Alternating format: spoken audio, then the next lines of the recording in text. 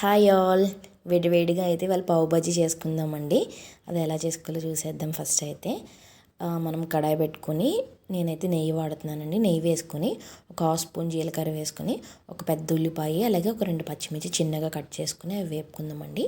అవి వేగిన తర్వాత ఒక పెద్ద క్యారెట్, ఒక పెద్ద క్యాప్సికమ్ ముక్కలు కూడా వేసుకొని వేపుకుందాము. ఉడికిచ్చిన పచ్చి బఠానీ కూడా వేసుకొని చక్కగా ఒకసారి కలుపుకొని మూత పెట్టి మగ్గించుకుందామండి. అది కొంచెం మగ్గిన తర్వాత మనం కట్ చేసి పెట్టుకున్న ఒక 3 టమాటోస్, అలాగే ఉడికించి పెట్టుకుని ఒక పెద్ద ఆలు వేసుకొని దాంట్లో ఉప్పు, కారము, పసుపు వేసుకొని ఒకసారి కలుపుకొని మూత పెట్టి ఒక 5 నిమిషాలు అయితే మగ్గించుకుందామండి. ఆల్రెడీ ఉడికించినాయి కాబట్టి ఆలు, బఠానీ అవే టైం పెట్టే వెజిటేబుల్స్, మిగతా అన్నీ ఉడికిపోతాయి. మూత తీసి ఒకసారి చెక్ చేసుకోండి ఉడికినాయో లేదని. చక్కగా ఉడికిపోయిన తర్వాత మనం పప్పు గుత్తితో కానీ ఏదైనా మ్యాషర్తో కానీ చక్కగా ఇలా మెదిమిసుకోవాలండి. కచ్చా పచ్చగా, మరి పేస్ట్లా కాదు, కొంచెం బరకగానే ఫైబర్ ఉండేటట్టు మనం మెదుపుకుందామండి. హెల్తీగా చేసుకుంటున్నాం కాబట్టి.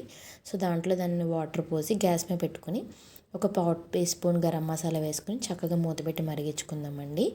ఒకసారి ఇక్కడ ఉప్పు చెక్ చేసుకొని సరిపోతే వేసుకోండి. ఇలా చక్కగా కలిపేసుకున్న తర్వాత లాస్ట్లో నెయ్యి వేసుకొని దింపేయడమేనండి. కొత్తిమీర కలిపేసుకుంటామేనండి, రెడీ అయిపోతుంది మసాలా అయితే.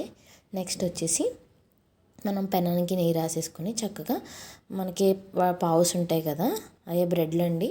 అవి చక్కగా 2 ముక్కలుగా కట్ చేసుకుని అటు ఇటు ఫ్రై చేసేసుకుందాము. చక్కగా కొంచెం కలర్ చేంజ్ అయిన తర్వాత రెండో వైపుకి తిప్పేసుకొని అంతేనండి. ఇది చక్కగా మనం పావులో ముంచేసుకుని తినేయడమే. మనం ఎంత కావాలో అంత ప్లేట్లో తీసుకుని దాని మీద పచ్చి ఉల్లిపాయలు వేసుకుని సర్వ్ చేసుకుంటాం.